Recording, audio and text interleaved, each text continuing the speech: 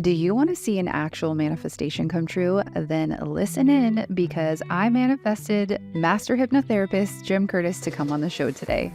We explore manifestation, the transformative power of hypnotherapy, and how pain can spark personal growth.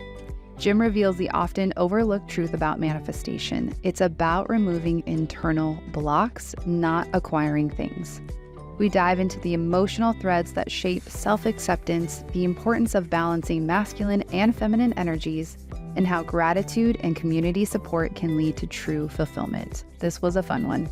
If you're new here, you're listening to the How We Get Through podcast, a place for you to feel connected through deep and meaningful conversations with healers from all over the world.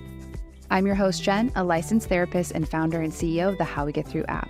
And my mission is to bring you affordable and diverse therapy resources to help you get through the hard stuff, all in one place and at your own pace. Welcome to the How We Get Through community. All right, welcome back to the How We Get Through podcast. We have Jim Curtis on the show today. Hi there, nice to be here. Yes, so Jim, I might have manifested this, okay? So I found you, I think, last year. And I was just scrolling and all of a sudden your face popped up and I was like, I don't even know what happened, but I was just like, something is happening. And I'm like, who is this person? And now we are here. So wow, it works. You know, here's the thing about manifestation, that there's something I believe that there's no such thing as manifestation. Tell me more. Yeah, there is only everything that we want is around us, right? Everything that we could possibly want is around us. So, it's, the idea of manifestation is the idea of scarcity, that we have to go out and get something. So I believe that there is no manifestation. There's only removing the blocks that we have to it. Mm-hmm. Right. And so perhaps you just removed the block. And the block to it would have been contacting me. Yeah. Right. Which you did. Mm-hmm. And so, or coming to one of my events, which I believe you did. Right. Uh-huh. And so that, you remove the blocks to it. So I'd like to thank me for being me. Yeah. Yeah. Exactly. But I think that's a really good point, because I feel like with like social media and the idea of like this, like pop culture and manifestation, it can almost feel a little bit like prayer, like you didn't do it well, right? Like you didn't manifest hard enough, or you didn't do it the right way. And I understand that there's things that like kind of need a focus on, but I almost feel like it's not even about the thing that you're manifesting. It's more about changing the way you view yourself in the current moment, changing the way you view your reality, changing the way you view your emotions. Like, because when we get that thing, are we going to be able to hold that? Are we going to be able to really celebrate that? And how much, I don't know, I feel like it's a trick. Like it's just about us changing and evolving and less about that thing we're getting. Yeah. I mean, how many times have you achieved the thing and then all of a sudden, you just raise the bar? Yeah. And you want more of the thing. I have clients that all they want is a significant other, and then they get the significant other, and then all they want is the significant other to do everything different. Yeah. Yes. Right. And then when they do it different, they're like, all I want is for him to or her to do this. Yes. And so like we keep raising the bar. All I want is that job. Now all I want is to be the best at that job. Now, so you're right. So oftentimes where, it's an inside job as opposed to an external job. And the inside job is like, okay, how are we grateful for exactly what we are, and remove the blocks to the wanting block. And then when we're absolutely inside grateful for exactly what we want, then everything seems amazing. Right. And that's the trick. That's what I think. It's just so funny. It's ironic. At least that's what I've learned so far in the journey. But I'm curious for you, because I know a little bit about your story, but how did you get into manifesting, or how did you get here? Like, did you think you would be a healer for yourself and other people growing up? That's a great question. So I come from a teaching family. And so teaching has always been kind of in my blood. And so my father was a teacher, and then and then a principal of a school. And my mother was a nurse, which is kind of teaching people how to be healthy. And my sister is a teacher and a principal, and my aunts and uncles, just everybody teacher. It's kind of in our blood. So I've always been a little bit of a guide and a teacher. And so even when I was an entrepreneur or even executive at companies, I always led very large teams. And sometimes I wasn't a great teacher, but I was still teaching. And so I knew that I could have the ability to allow people to see something more, and to guide them and teach them how to get there. So, but it wasn't until really I got serious about myself and my own health that I started to look at how I could influence people's actual reality in their healing. And what I found was that, pain is a great teacher. And so that's what taught me. And then I went deeper and deeper and deeper until I realized what skills you needed to actually step into something different. What do you think pain did teach you? Or what is it teaching you? What pain taught me is, that I didn't want to be in it. This sucks. Yeah. Yeah. And so some people are like, well, I have an illness and I'm not going to get out of pain. And but like what pain really teaches you is, like the things that you need to do. Like pain is, it's kind of cliche, but pain is your pathfinder, right? So, where the resistance is the thing that propels you forward. And so if we're not in enough pain, if it's not painful enough or pleasurable enough, then we typically don't change, right? There's no change. And so you have to be in enough pain. And so I found throughout, I had this illness where I had a lesion on my spine, and it made me very sick. And I went through different instances of that illness through, for the last 30 years. And so, every time I got a little bit better, what I found myself doing was like, okay, this is good. I'm cool here. And then as soon as something got worse, that's the only time that I took real action. So I started to say, how can I actually change that so that I'm motivated to do things that when I'm not in incredible pain, but always grateful for what that points of pain that made me take action gave. That makes sense. Yeah. And when you talk about pain in your story, do you talk about that in physical pain? Like the physical pain was so bad in that? Yeah, and I think pain is, struggle, right? So it can be physical pain, right? But it's also very much emotional pain. Yeah. Right? Yeah. And so mine is physical and emotional, right? And so the physical pain is like, okay, I have so much inflammation in my body. I have so much happening with an issue that I'm making myself, I'm physically in pain. Yeah. And what do I need to do to change that?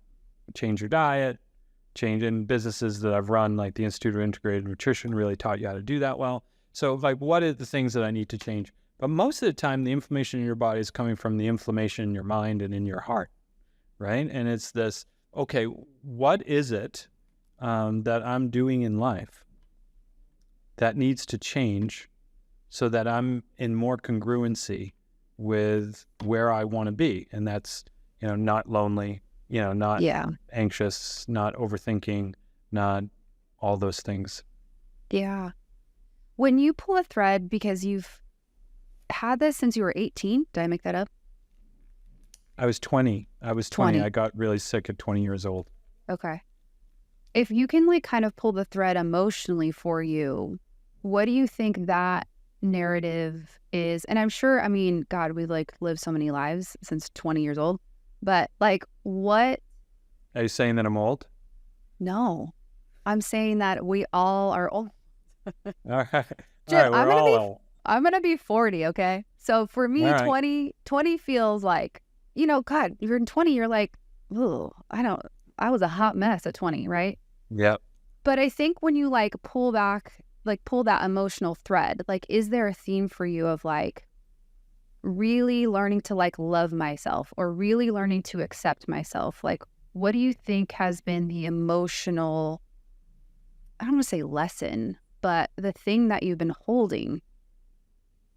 Yeah, I think, there's also, I think there's two for me and for everyone else. It's, am I good enough? The fear of being not loved because you're not good enough, I think is a through line for all of us in the world. Yeah. It's maybe a select few that it's not. But the emotional thread for me was to pay attention to like the real knowledge that we possess, which is kind of the intuition that's in our body. And that's often, something that we know that we don't trust, right? And it's really our subconscious mind. So, what is our body telling us? And every time that you kind of go against it, meaning like,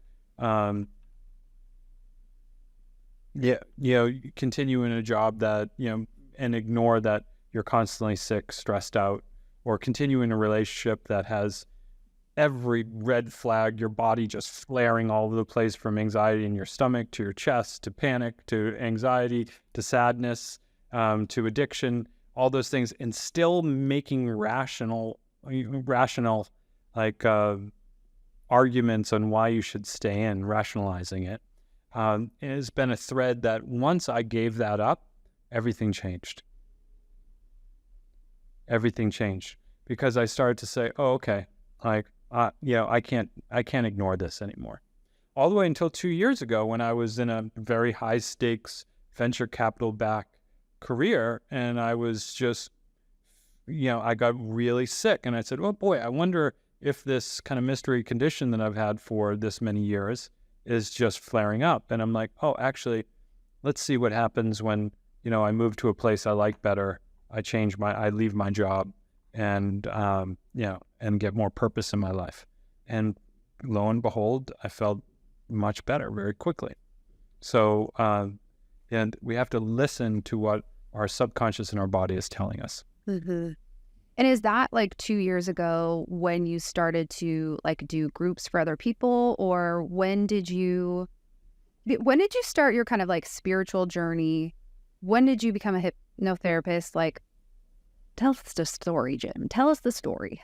Yeah, I've always had so in 2017, I guess I've for 25 years, I've been on a spiritual journey, and I always applied it to building other people's businesses and other people's brands. But, I went all over the world, and my illness was due to that. I went all over the world to try to find out, who could help me. And in doing that, I met with the most spiritual people in the world. And I met with Ecuadorian shamans to grandmasters of Kung Fu to like energy healers to Deepak Chopra. So I have been doing it. I wrote a book about it in 2017, which is kind of about the things that I learned from all this, and then I went on to give a TED Talk and do those things. So I've been doing it for a really long time and coaching people for a really long time. And I became a hypnotherapist, studying both NLP in New York City and hypnosis at other colleges 5 years ago. And so I just started to actually say, you know what? This is my business and my purpose. And I'm going to go out there and see how it feels to impact people directly. And instead of building another big business that was meant to make money. Yeah.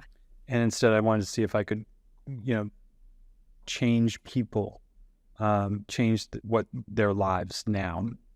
And so that's what I've been doing for the last year and a half, I guess, full time. So it's been 25 years, but I've been doing it full time with a real purpose for the last year and a half. How does that feel for you, like right now in this moment, to do that? It feels really, really good. It feels really good.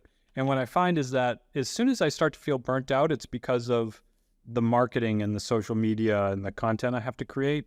But then as soon as I get on a phone call with someone and I'm like literally realizing that I'm really good at something, and then I feel real passion and mission from seeing someone feel better from the hour that we spend together, it gives me so much purpose and so much energy that I'm invigorated again.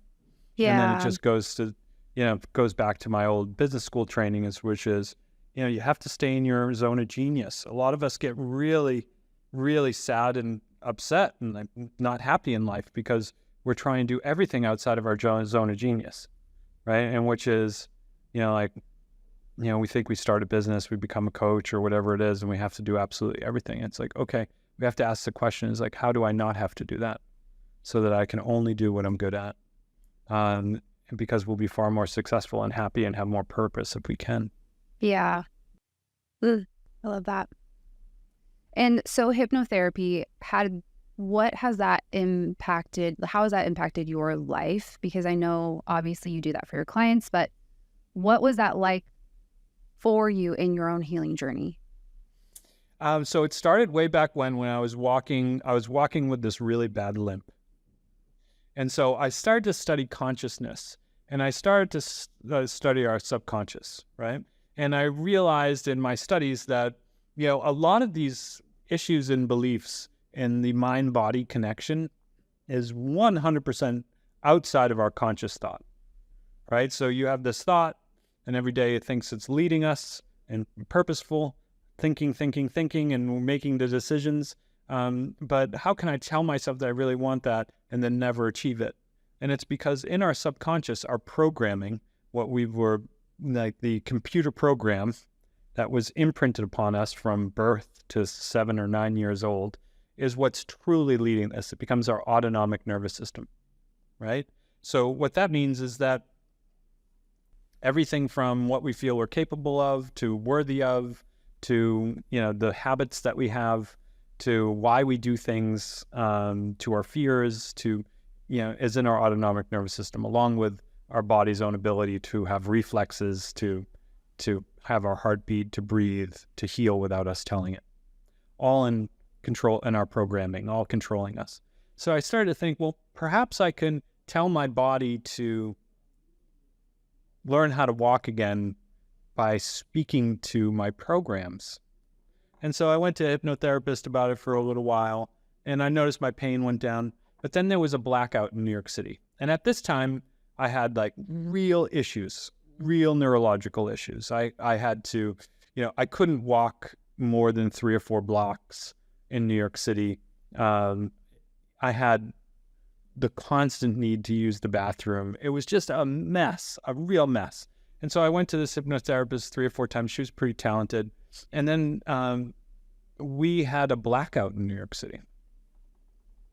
And everything went out. There was nothing. There was like literally you could see the stars as you're walking on the street in New York City. It was the most bizarre experience I've ever experienced. It was totally black in New York City. And there was nothing running. No subways, no buses, no taxis, no cars, nothing. Right? And I was 3 miles from home. Wow. 3 miles from home. And usually I would have been, excuse my language, totally screwed. Yeah. But I had been going to this hypnotherapist, and I walked home. It wasn't easy, but I walked the 3 miles home. It took me like 5 hours, and I did it. And I was like, maybe it took 4 hours, but I did it. And I got home, and I was fine the next day. And I was like, wow, this hypnosis really has something here. Like, you can really do some things. And then I was in this terrible relationship. It was this, like, one of those defining moments where it brings out everything in you, where you're both addicted and hating it at the same time. It was as toxic can get. And I remember we finally broke up, and I went to a hypnotherapist, and I was like, I want to just remove this from my mind. Take Completely it away. Heal me now. Yeah. Remove this from my mind. Yeah. And he didn't. But what he did do is something really interesting, is he implanted what we call an anchor of joy into my mind. And so every time I recognize this anchor, which an anchor can be just about anything, but for me, it was the color green. That every time I saw the color green, I felt like a ecstatic happiness. And it really got me through. Wow. And so I wanted to have the power of hypnosis as well. And so I went and studied it for quite some time. Can you do hypnotherapy on yourself, or someone has to do it? Okay. Yeah. Is that meditation? Well, you can, and I can. So it's self-hypnosis is a real thing. Okay. Sometimes if you want to get deeper, So for me, what I'll do is I'll think of a hypnosis script, and then I'll record it, and then I'll listen to it.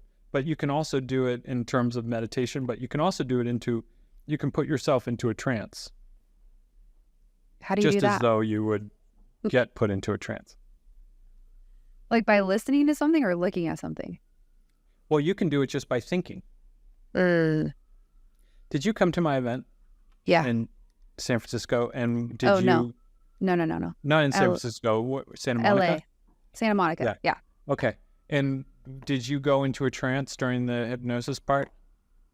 I must have. I mean, I felt like I felt asleep. Like when I look back, I'm like, I don't recall what happened. But you were sitting up in a chair, so you didn't actually fall asleep, right? Right. And so when you woke up, did you remember anything, or did you have a feeling? I felt a little bit more. I felt more calm, but I can't really remember. Okay. Well, that meant you were pretty deep in trance. If you can't You're like, remember. You messed up. No, you did not mess up. You definitely did not. You were supposed to feel joy. That was actually not a joyful hypnosis that I did. It took people into the very dark place. Oh, that's right. You went to the dark place. Yeah. Yeah.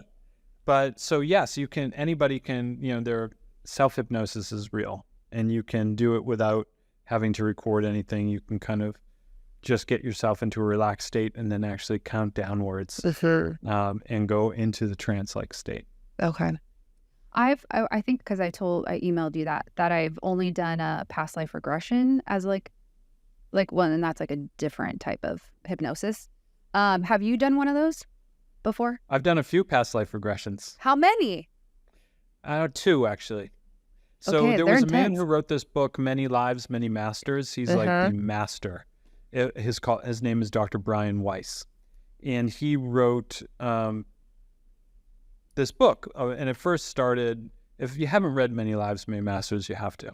And if he first wrote this book with one of his patients that she was suffering from fear of water, and he had put her into hypnosis to help with that. And then often hypnosis, you regress someone in a relaxed state to the point of the trauma, right? So he was trying to find like the point in her life as a child when water became dangerous or fearful for her. And you do this in hypnosis with someone because they're in such a relaxed state that you make them like really happy and peaceful and calm, and then you bring them back to this place where the bad thing happened, and instead of having a negative emotional response to it, they're like experiencing it again, really peaceful and calm. And they're like, okay, that wasn't that bad. And then you kind of make some suggestions and speak to their programming, and it changes it from hating water to loving water, and that's all very possible. But what this man did is he kept regressing her, and then what the odd thing is that she kept going back and back and back and back, and then finally, as he was asking her questions, she was in a completely different lifetime.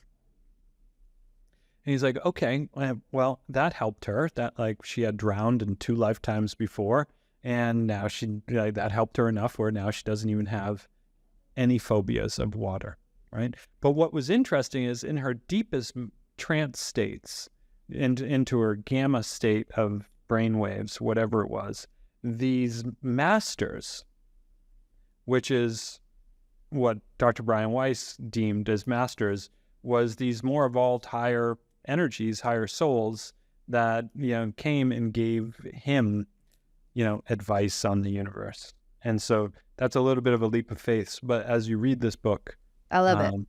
You will be enthralled. And he was the first one to regress me into a past life.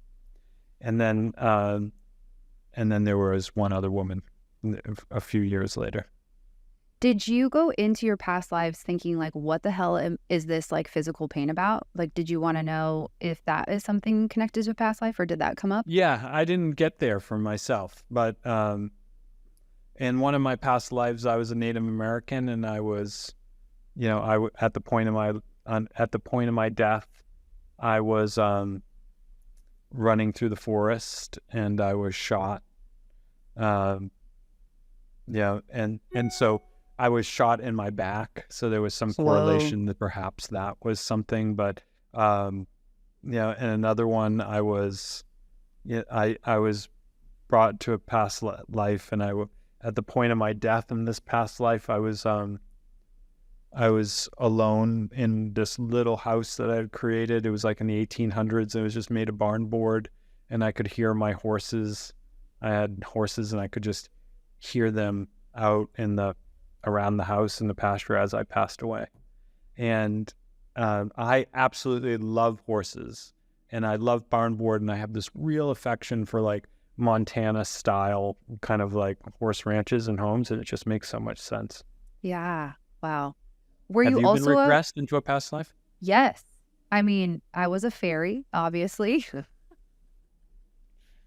I mean, the whole time I'm like, this cannot be real. I was in the 80s. I had a past life regression or past life, and I was like this workout fanatic, and I was marrying somebody I shouldn't marry, and I was like in a loveless marriage, and I was like in a glass house. It was very needed to know that one. And yeah, and a lot of them I was kind of like male and female, but using my voice to kind of, I would say, be a healer in some ways. I also was a witch, there was that. I was hung. But there's a lot of things that I'm carrying, I think, in this life of like even being a podcast and like really learning to use my voice and be seen and be heard really has started my whole spiritual healing all like the last 2 years. Because I started a therapy app and then this podcast, and I was like, okay, if I'm going to be like here and present, what am I hiding? Like, I was just like, what is the therapy app? It's called How We Get Through, just like the podcast. And we launched it last year. It's 30-minute courses from therapists from all over on, on specific issues. So how we get through making a big decision with a partner, how we get through, there's a lot of parenting stuff too, co-parenting your tween, the NICU. So we have 30 courses up on the app right now. Amazing. Yeah. And it's been great. And this podcast was a way to, interview the therapist as well and talk about that stuff. And then it really turned into like my own healing and like spiritual weirdness. And so, yeah, it's been a lot of fun. And you talk a lot about happiness, and I like the way that you frame it of, because everyone's like looking for happiness, or this person's going to make me happy, or this job's going to make me happy. And the way you talk about it is that it's, I mean, just like every other emotion, it's not permanent. Yeah. That's the best way to be unhappy, is to try to always be happy. Yeah. Yeah. No one tries to be scared all the time. Right. Although some people do, like if they're highly anxious, they're a little addicted to that part. But yeah, that's true. That's true. That's true. But there's differentiators with happiness, right? There's contentment, there's joy, there's excitement, there's happiness. And yeah, happiness is a high vibrational emotion, right? But it's still emotion. And I think a way of being, or a state, I think as Tony Robbins coined it, is kind of training yourself to be in a place of gratitude, because, as cliche as that is, but because, that's sad, because people, we talk about gratitude and we talk about mindfulness, and, it's been said so many times on social media that people like tune it out now. They want to hear something new that will change you. But finding joy is truly in a state of not wanting, because when you're wanting something, then you're suffering because you don't have it. And so how do you get into a state of joy? And that is to remove the suffering. And so how do you remove the suffering? Is to not want anything. And so, or not care about anything. And that gets people crazy when I talk about that too. It's like, how do you not care about anything? Yeah. I was like, well, you can, and how do you not want anything? And I was like, well, that doesn't mean that you just kind of like go in the woods and live and don't have any aspirations or goals. It means that you release the suffering. And what that means is like, okay, I'm releasing the suffering, knowing that I'm grateful for what I have and grateful for whatever comes. And if it doesn't come, I'll still be grateful for what I have. Therefore, I don't need it. Right? And therefore, if I don't need it, if it comes, then I'm grateful for it. I'm going to try my hardest, but I'm not attached to it. Yeah. And this is like a key tenet of Buddhism. So Yeah. when you are attached to this life that we is living in a state of samsara, which is suffering, and then like how do you end suffering? And it's your non-attachment. And so happiness is a wonderful experience and emotion, but when you are constantly trying to be happy, then you're in a state of searching and suffering. Yeah. And therefore, long story short, Unhappy. Just be joyful. Yeah. But I just think be that's joyful. the hard thing about manifestation too. It's like, okay, be specific, feel the feeling, and then fucking forget about it. It was Don't think about it one more time. It was such a funny meme that I saw on Instagram, which these two people were out to lunch, and they got served, and this woman didn't have a fork. And she's like, why don't you just ask for a fork? No, I don't need a fork. I'm manifesting a fork. I'm happy with my salad the way it is.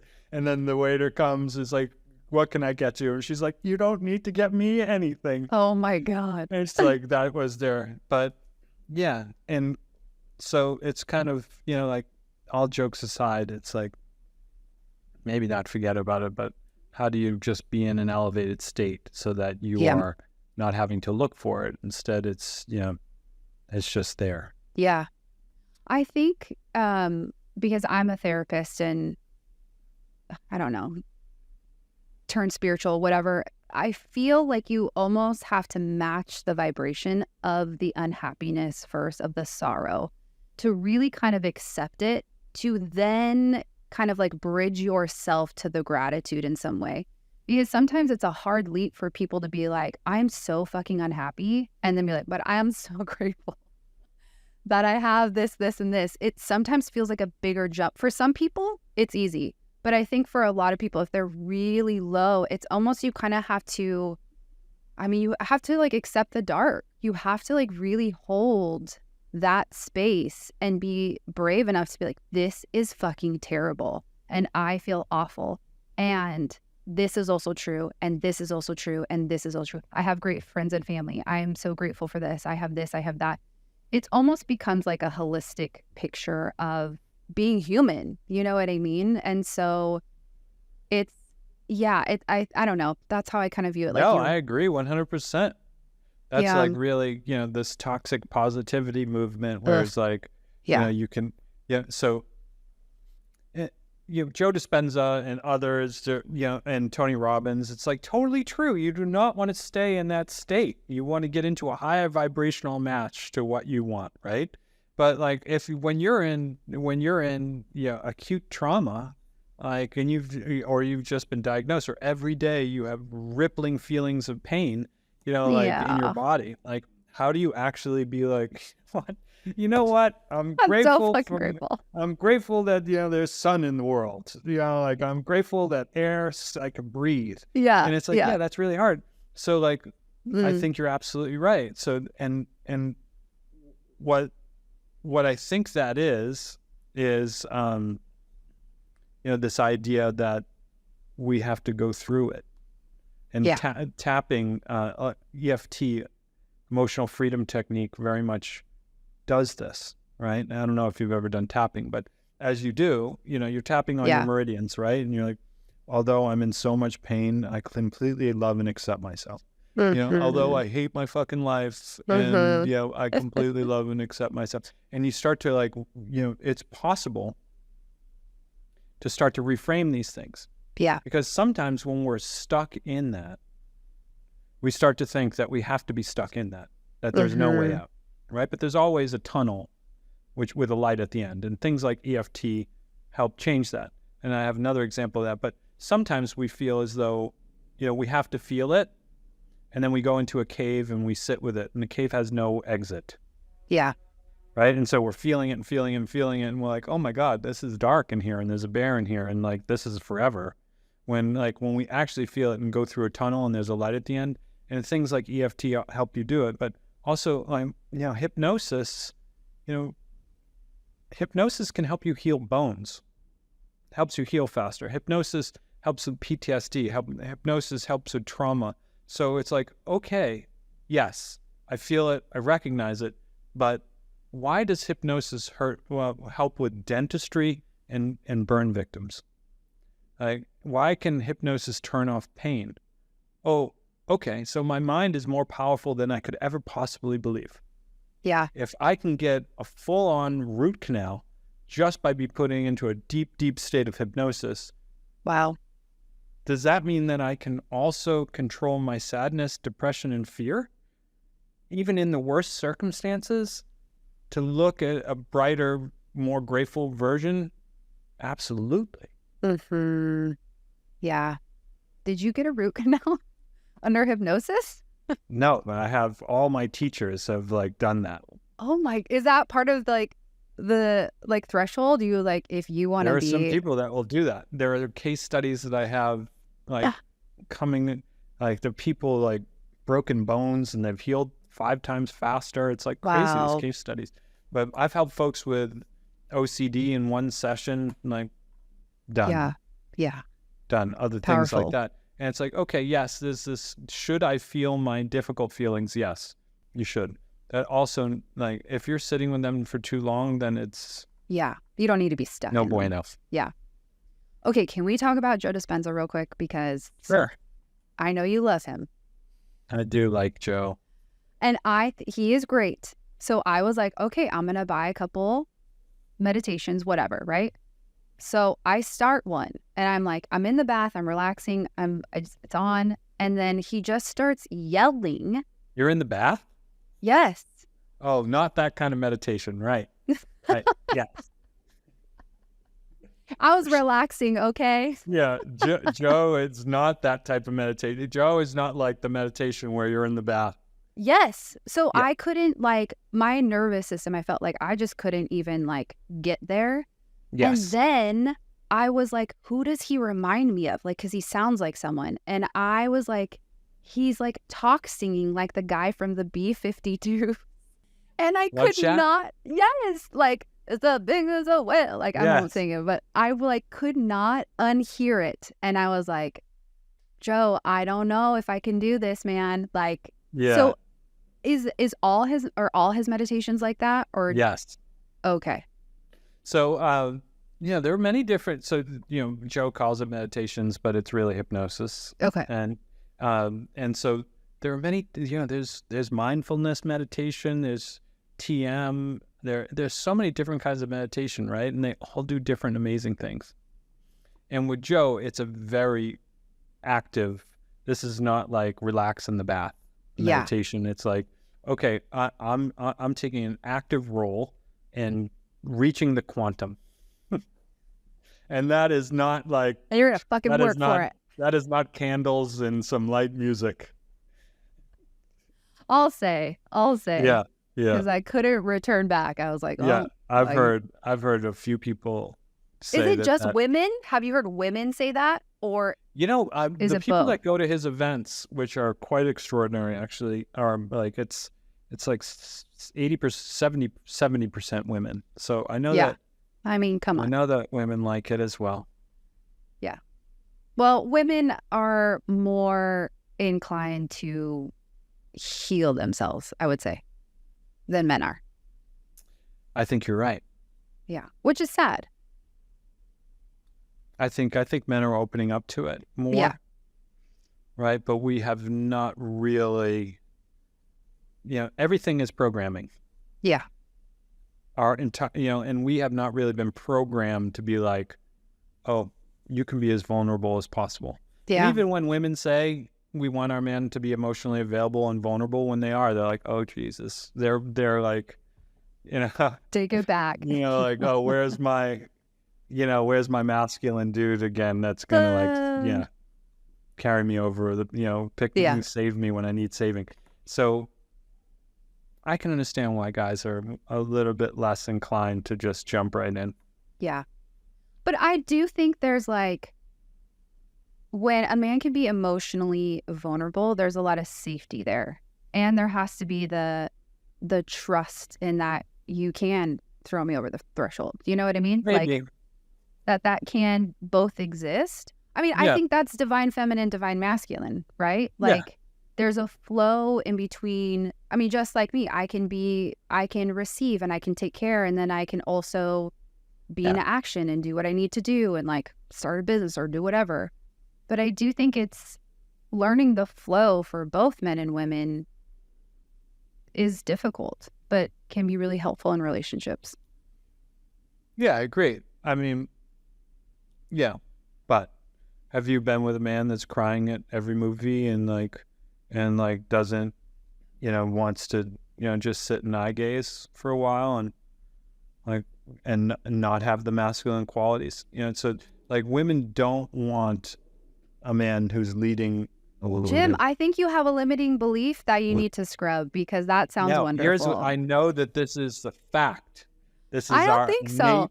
Wisdom. If you do not also have the masculine, if you do not have a balance of masculine with feminine, then you are just feminine. And our conditioning will say that women do not want that as much. And that may be a controversial thought, but I don't believe, well, as a woman, that's why I think that sometimes our conscious mind doesn't line up with our innate believing, right? So David Deida writes an amazing book called The Way of the Superior Man, and it is very much to the sense of like, he is a genius at kind of the balance of masculine and feminine. So that's, I don't know, perhaps that's controversial. I mean, I don't think it's controversial. I think it's wrong. All right. From my perspective, coming from somebody who has not experienced that is all I want. Like, that is all I think there's something about the masculine is the provider and provides a safe space, like physically, materialistically, in some way. Like, there's a trust there that if I'm in danger, he's going to fuck someone up if he needs to. Do you know what I mean? Or he needs to step up or do something. Do you know what I mean? We're saying the same thing. Are we? If that wasn't there, if the trust that if you were in danger, that he wouldn't step up, if that's what we're saying the same thing, because so we're not fighting. You have to be able to trust that if you're in danger, he's going to step up. Yeah. Yes. So we're saying the same thing. You don't want a man who is so in touch with his feminine that he's not going to step up in the face of danger. Excuse me. That is not true. So he's going to protect me, but also there's a space where we connect emotionally, deeply, and spiritually. Like, how fucking hot is that? You want the balance that David Deida talks about. But are we still fighting, or are we saying the same thing? No. I mean, you've just agreed with me, so we're not fighting anymore. I was once on a date with a woman, and we're driving, and this is a while back, and I have I am driving. I parked in a place that I was supposed to be parked in, and this 16-year-old parking attendant in this small town in the Hamptons comes up to me, and he has this increased bravado because he's been made a parking guy, right? And he has his badge and his vest, and he's really angry that I've parked in this spot, which was a handicapped spot, and I had a handicap placard, everything, 100%. This is a time where I had real trouble walking. It was 100% legit, but I guess the handicap parking had expired. The placard had been expired for a few days, and so he felt real bravado in telling me that I had to move the car and that I had done something wrong. And I looked at him, and I was the thought of me, really putting him in his place, overwhelmed me for a moment. Yeah. And then I was just like, you know what? Okay. Yeah. Thanks for your help. And I moved and I drove away. And the woman that I was with thought, there was a sense that I had, I had not stepped into my masculine, and I let that child, run me.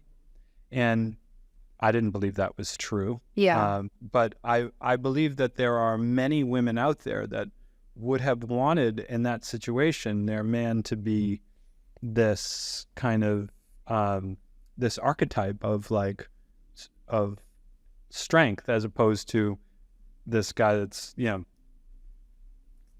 doesn't get angry because it's a wasted emotion. That's how I feel that I think there's still a lot of that out there. Yeah, I would say that. I could kind of agree. But I think like the masculine is more like inward and behind closed doors than outwardly. Like, yes, if someone's like trying to like come at me, like, please, I mean, I will also be like, what the fuck, But if you want to jump in, that'd be great. But I think it's more, again, like the trust that I trust you to handle what you need to handle in protection of yourself and me. So it's less outwardly like, I need you to be angry with everyone and start shit. It's not about that, but it's this like, again, I don't know how to explain. It's just that like innate trust that you will do what you need to do when it's there. You know what I mean? Yeah. Yeah. Okay. Yeah, I get it. We're talking about the same thing, good. So we're not fighting. No. Okay. Okay, Jim. Where, I know you have to go. Where can people find you? Tell us about the community. How can people work with you? This community, this really amazing community that I've created, I created this community because there were so many people that wanted to work with me. One, I couldn't work with everyone. And two, it's expensive to work directly with me. That's just kind of the way of the world. So what I did is I created this community where I am constantly active. And then I have group coaching calls with people so that they can ask me questions and I can lead hypnosis. And then all my courses are in there too. And so it's really affordable. It's only $95 a month. And so you get to work with me and do the courses and be with a really amazing group of people within this community. And you can find it just from the links on my Instagram page. But that's something that I really love. And that's how people can like find me and get to be part of what I'm doing. And is that ongoing? Like, can you join anytime? Or is it like 3 months? You can join anytime. Okay. You can join anytime. Yeah. So it's called the Magnetic Reality Method. And it is on Mighty Networks. But you can get a link to it on my Instagram page. And it's really, we use hypnosis to change things. And kind of an analogy is, if everything we ever, going back to the beginning, if everything we ever wanted is right all around us, and we simply can't see it, right, because of the patterns and blocks that we have, this kind of community and the tools and courses and the work with me kind of provides you a pair of glasses that you can put on and start to see everything that's been there the whole time. And then you can actually take advantage of it in a really powerful, empowering, amazing way. Mm-hmm. I love that. And you also have a free hypnosis, which again, I don't use for joy, but I like sometimes fall asleep to it because I have like anxious thoughts. Is that okay? Yeah. I mean, the opposite of anxious is probably joy, right? Yes. Oh my God. Or at least peace. So yeah, that is, that you can get on Instagram too. Jim Curtis 1. Yep. And we'll put it all in the show notes as well. Awesome. Sweet. Yay, Jim. Thank you so much for letting me manifest this and coming on. And I'm glad we're not fighting and we're saying the same thing. Yeah, we're saying the same things. By the way, what kind of therapist were you? I am currently a marriage and family therapist. Amazing. Yeah. Like a licensed one. The whole thing. Yeah. I mean, what does it really mean? I think it teaches good ethics and boundaries. But yeah, it can also be very limiting in a lot of ways. So part of the No, I app think is that's cool. what I wanted to create for therapists is another way of passive income that gets them out of the one-on-one stuff. So yeah. Yeah, I'm going to go check out that app. Sounds Okay. amazing. Congratulations. Thank you. And Okay. thanks for having me on today. It was fun. Yeah, good time. Thank you so much for listening to our show. If you are loving what you're hearing, please give us a review up on Apple Podcasts as it helps our show grow. And we'll see you next time.